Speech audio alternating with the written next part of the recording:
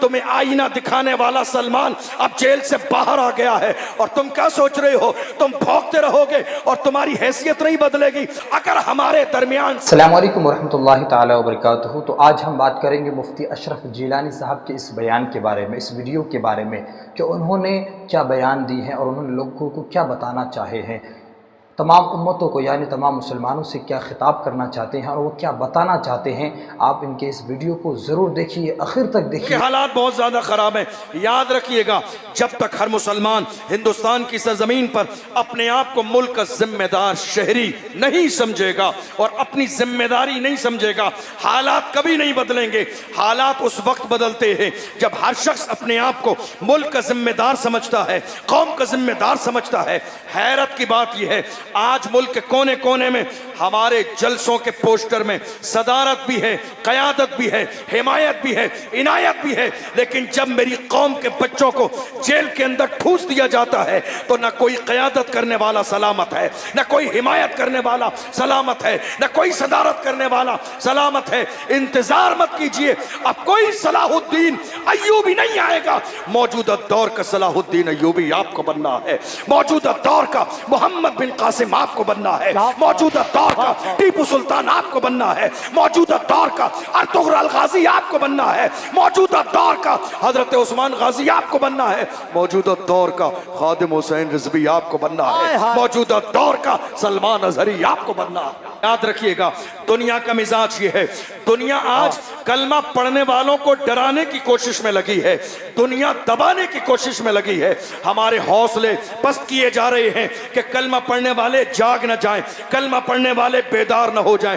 दुनिया ये चाहती है इन्हें पता न चले मुल्क में हो क्या रहा है, गफलत की जिंदगी गुजारते रहे। मगर याद रखिएगा, हमने भी ये कसम खाई है, जब तक जिंदा हैं मुल्क में रहने वाले एक एक जवान को जगा के रहेंगे, एक एक जवान को बेदार कर देंगे, एक एक जवान को मुहाफिज नामूस रिसालत बना देंगे। अगर हमारे दरमियान से एक सलमान नामूस रिसालत के मसले पर जेल चला जाए, मुसलमान परवाह नहीं करेंगे, इसलिए कि मुसलमानों के हर घर से एक सलमान अजहरी निकलेगा, मुसलमानों के घर से खादिम हुसैन निकलेगा, मुसलमानों के घर से दुनिया के अंदर यह ऐलान किया जाएगा, जिंदा रहना है तो फिर मौत से डरना कैसा, जंग लाजिम हो तो लश्कर नहीं देखे जाते। हमारी ये तारीख रही है, हमारा ये अंदाज रहा है। दुनिया ने हर जमाने में हमें डराने की कोशिश की, ये कोई नई बात नहीं है, ये कोई नई बात नहीं है।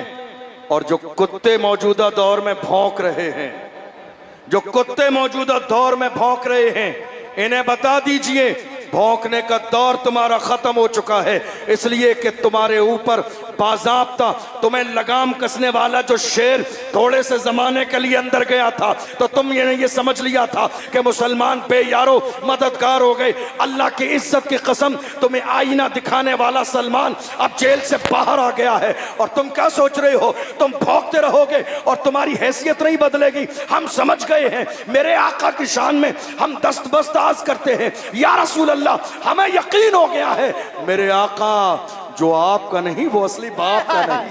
बाबा क्या बात है, जिंदाबाद जिंदाबाद। इन दुश्मनाने इस्लाम का, इन भौंकने वाले कुत्तों का डीएनए कराइए, इनका डीएनए कराइए हॉस्पिटल ले जाके, जब रिपोर्ट आएगी पता चल जाएगा या रसूल अल्लाह जो आपका नहीं वो असली बाप का नहीं, बाप का नहीं, जो आपका नहीं वो असली बाप का नहीं, जो आपका नहीं वो असली बाप का नहीं।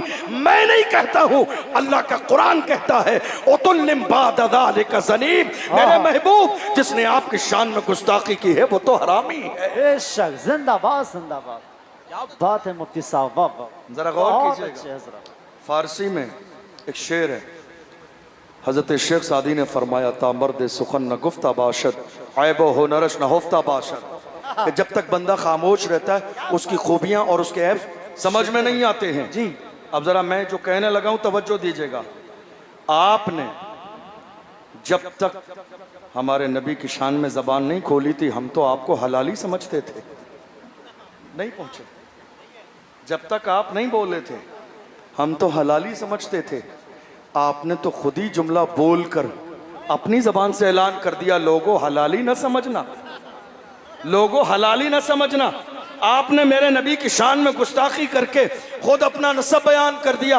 ए लोगो, हलाली न समझना, हिंदुस्तान में रहने वाला ये नालायक हरामी है, हरामी। तुमने अपनी औकात खुद ही बता दी है। मगर याद रखिएगा, कुत्तों के भौंकने से कभी पैगंबर की अजमत पर कोई फर्क नहीं पड़ेगा। उस पैगंबर की शान ये है, अल्लाह की सरताब कदम शान है ये।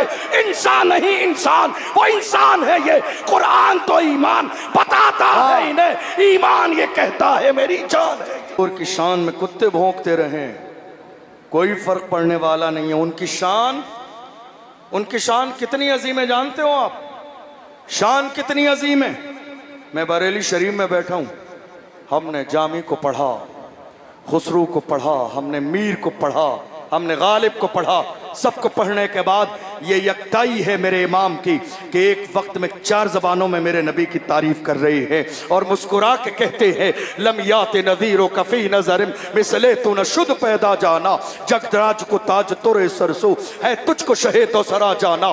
अल बहरो अला वल मौजो तगा मन बेकसो तूफा हो शुरुबा, मझधार में हूँ बिगड़ी है हवा, मोरी नैया पार लगा जाना। कौन इमाम अहमद रजा जब तारीफ करने पे आता है तो वक्त का इमाम कहता है, हुस्न यूसुफ पे कटी मिस्र में अंगुश्त जना, सर कटाते हैं तेरे नाम पे मर्दाने आरा।